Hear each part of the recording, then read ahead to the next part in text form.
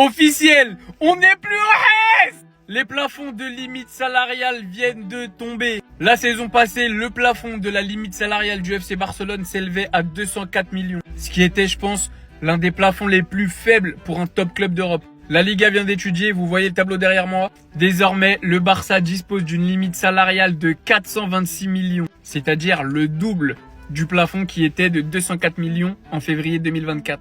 Et comme vous pouvez le voir, c'est une bonne nouvelle qui confirme que le club est sur la bonne voie pour revenir au 1 pour 1. Alors je vous laisse le tableau derrière moi si vous voulez un petit peu regarder. Alors je sais que vous n'êtes pas comptable, vous y connaissez pas forcément, mais pour vous expliquer globalement, le plafond de limite salariale c'est quoi? C'est la limite que le club ne doit pas dépasser en termes de salaire pour ses joueurs, pour son staff. Et comme vous savez, au Barça, il y a eu énormément de salaires mirobolants qui ont été donnés sous l'ère Bartomeu. On a été énormément sous l'emprise des restrictions à cause de Tebas, du fair play financier de la Liga. Et c'est pour ça qu'on avait énormément de mal à inscrire certains joueurs, parce qu'ils n'entraient pas dans les limites de ce plafond. C'est comme ça parce qu'en dessous de 204, c'est compliqué d'inscrire des joueurs. De faire venir des joueurs de classe mondiale et de leur promettre des salaires de 2 millions, c'est pas possible. Du coup, c'est une excellente nouvelle pour le recrutement, pour la santé financière du club, pour l'inscription des joueurs. Alors attention, on n'est pas encore revenu au 1 pour 1. On a pu le voir, on a eu énormément de mal à enregistrer Olmo quand même. Mais on est sur la bonne voie. On a fait des ventes, on a réussi à faire quelques départs. Je pense que c'est pas fini, il y aura moyen de réussir quelques ventes encore d'ici là. Et peut-être que cet hiver ou l'été prochain, avec des bonnes ventes, un bon recrutement et des bonnes recettes, le Barça pourra revenir au 1 pour 1 et faire un mercato digne de ce nom.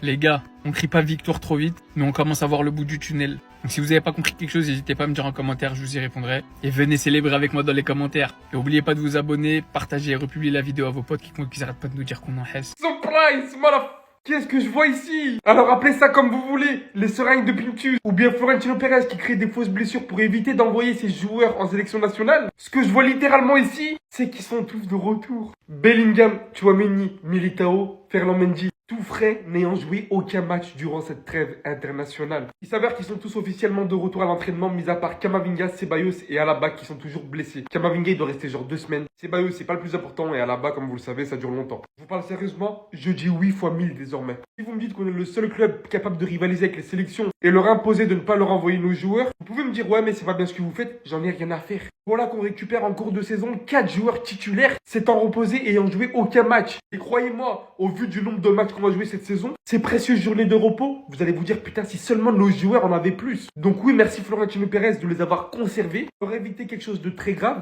revenir en Liga, jouer correctement, avoir enfin le potentiel 100% de notre équipe, surtout avec le retour de Bellingham qui comme vous le savez n'avait pas joué encore grand match aux côtés de Mbappé, Vinicius et Rodrigo. Désormais ça va changer toute la donne, le retour au championnat va être explosif les gars.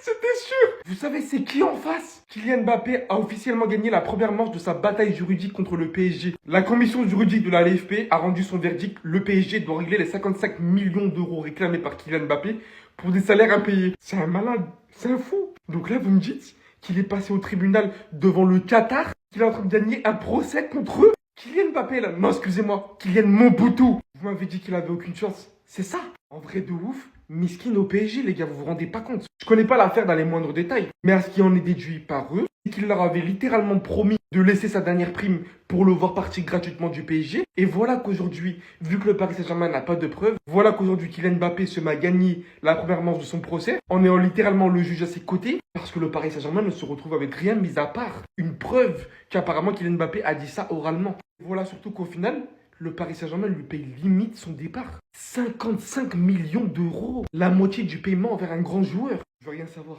Il est officiellement le joueur le plus dangereux de l'histoire du football. Ou pas, puisqu'il a simplement réclamé en soi l'argent que le Paris Saint-Germain lui devait. Yes!